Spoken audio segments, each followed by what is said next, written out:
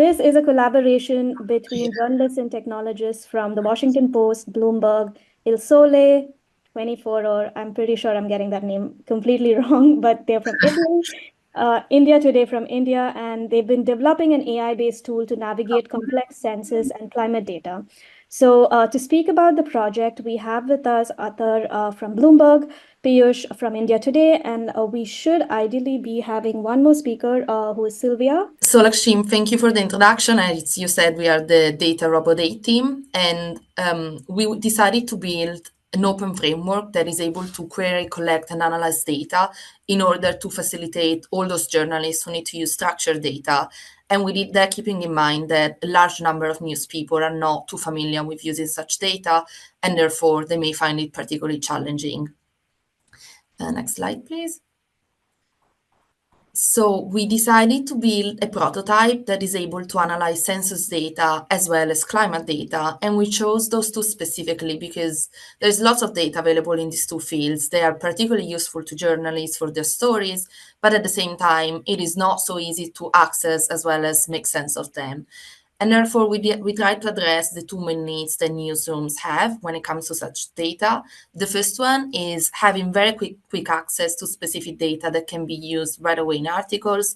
And the second is to generate detailed insights into a country's socioeconomic or demographic situation, as well as to facilitate comparisons between different areas.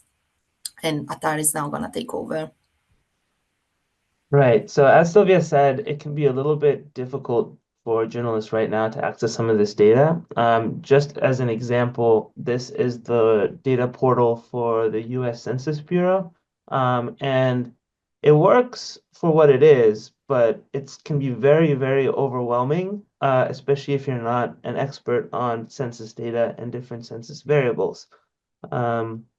The US Census has over 8,000 different demographic variables, so it makes sense that the interface to access them is pretty complex. The data itself is that way. And as we learned through collaborating, the Indian Census Bureau has even more challenges when it comes to accessing data. We know that the iStat API in Italy had similar issues. Piyush, you want to mention? Yeah, sure. So thanks, Athar.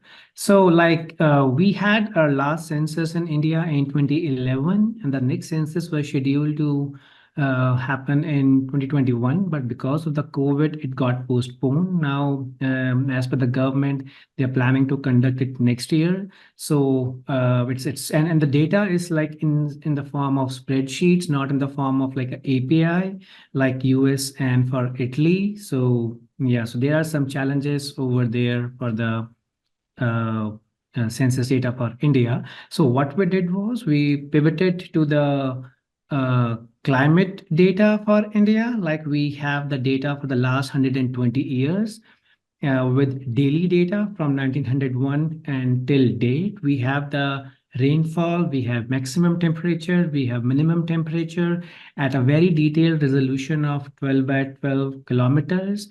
And why we picked census data is like similar to why we picked climate data is because similar to census data, the variables, the data points almost remains the same, whether it's for US or Italy or any other country globally. Right. So how did we solve this issue of accessing this data, this complex data? Well, we built tools using generative AI and large language models. So first up is the tool we used for climate data from India. So you can see it. You can ask if you want to talk about this, Piyush, while it's running. Yeah, so this is basically what we developed, the sample data we received from the Indian Meteorological Department. Here you can see we have, like, we can ask any queries in simple English, like how's the weather in Delhi, how's the weather would be, which is the rainiest month in a specific year, and things like that. So this is a sample query which we asked, as you can see in the video. Right. And then with each sort of iteration of this, we also learned and added additional features.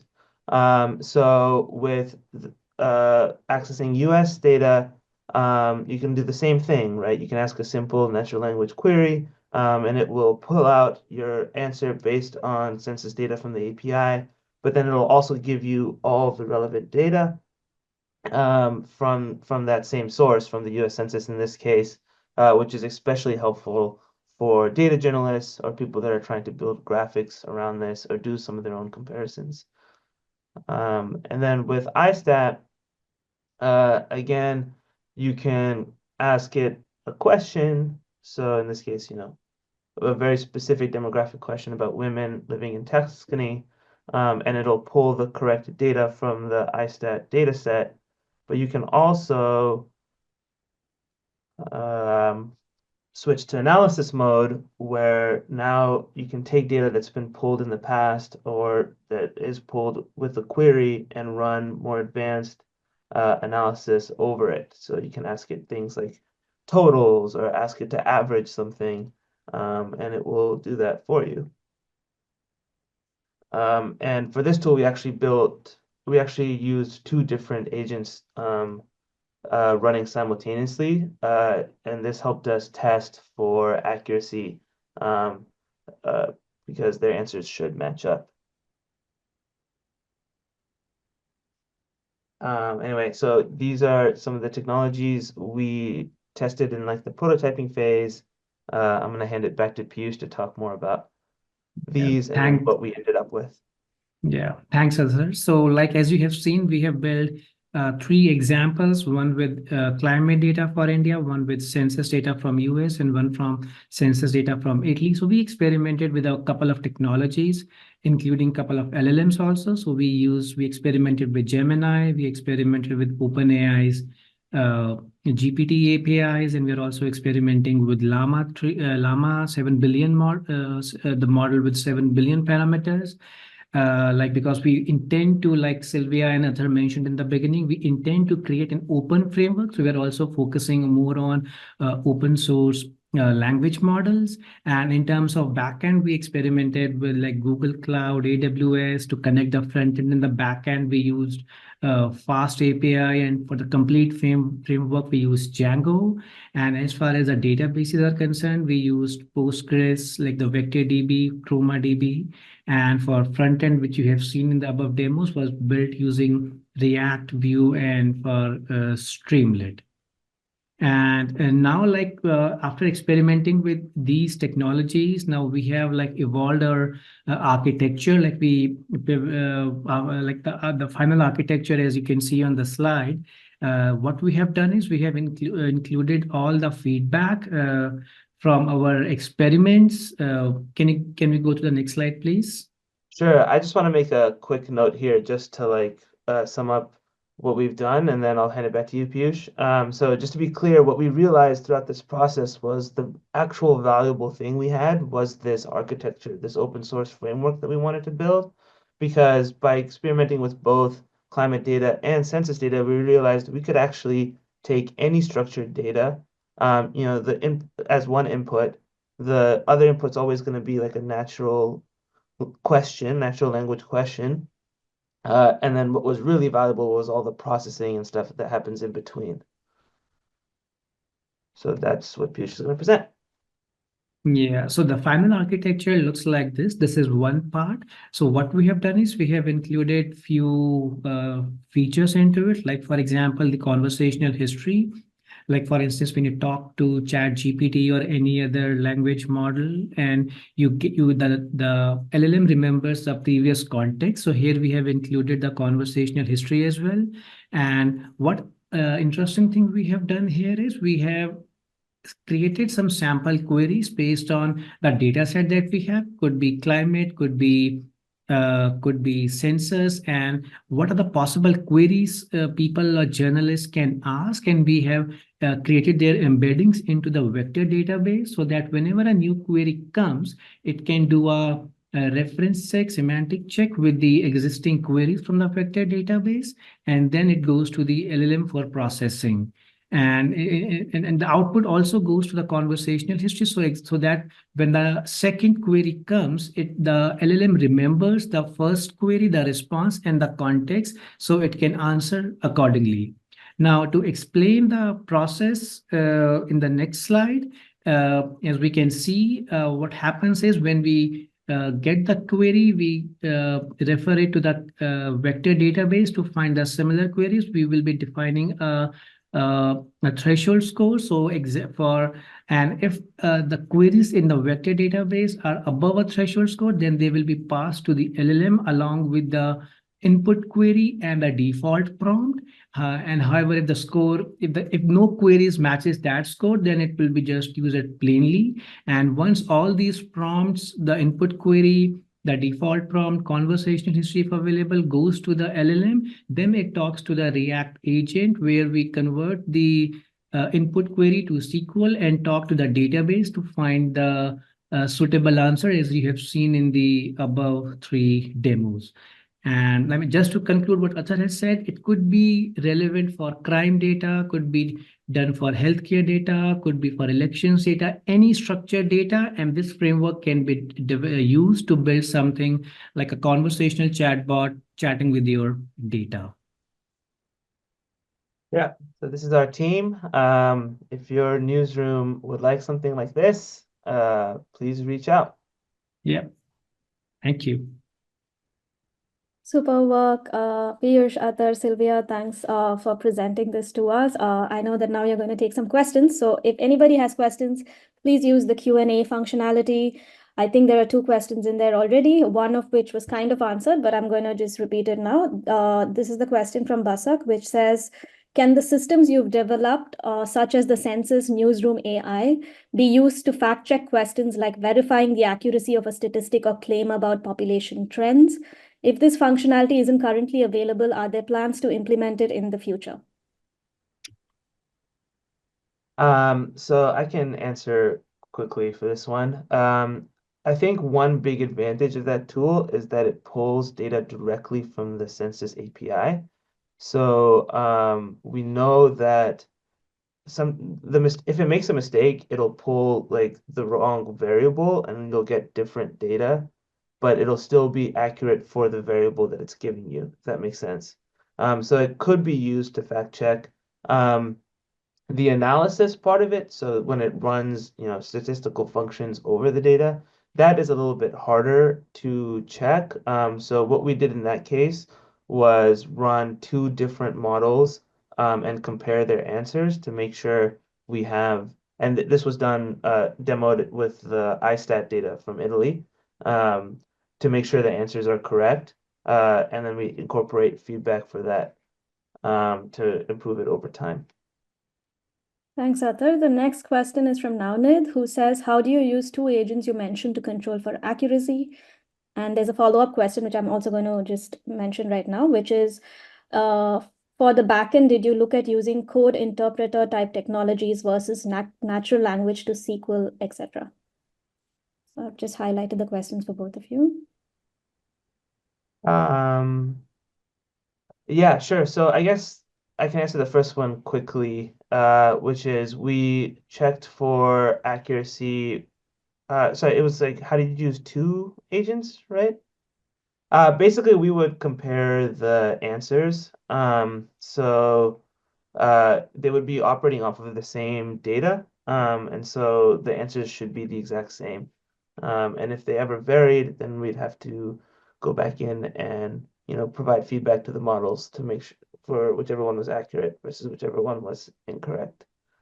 And then, Piyush, maybe you want to take the second part of that question? Yeah. Let me just have a look at the query.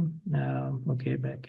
No, so we did not use the code interpreter, something like that. We just build a React agent to convert the natural language query in English or in any other language to the SQL query. So we build a React agent using LangChain and the language model. Thanks, Athar and Piyush. The next question is from Phil. Is there an example of information you've drawn from this tool which is new or interesting and used by a journalist to create a new story or feature? Yeah, so we haven't made it public yet, so it hasn't been used for any published stories. But there are interesting variables that we've found just experimenting with these tools. I remember I wasn't aware that the U.S. Census was tracking group home populations, so I tried to see how many orphans there are in the U.S. If I was trying to research, a story about that, you can imagine many stories based on like conditions in group homes, and I know it's a problem in the U.S., a large population, and it gave me an answer. It told me which state had the most children living in orphanages. So you can see like there are a lot of possibilities. Yeah, just to add to that, like for example, I mean, it can also be used to find interesting insights. Let's say, for example, if you're based in London, if you are, it's weather, it's cold today, and you want to know, do a story on today's weather. You want to maybe ask, can you tell me when was the last time it was that cold in London today, or when was the last time it was that hot in London today, as far as the climate thing is concerned, or any other data point is concerned. So it's not about just verifying facts, but also about finding interesting insights, which would be humanly impossible unless you are very pro at spreadsheets or data mining. So it's just like chatting with the data, like you chat with like you interview people during the reporting process. Thanks, Piyush. Last question, and then we're out of time for your team. Does your tool support exporting information in multiple formats, such as tables, graphics, or other visual representations?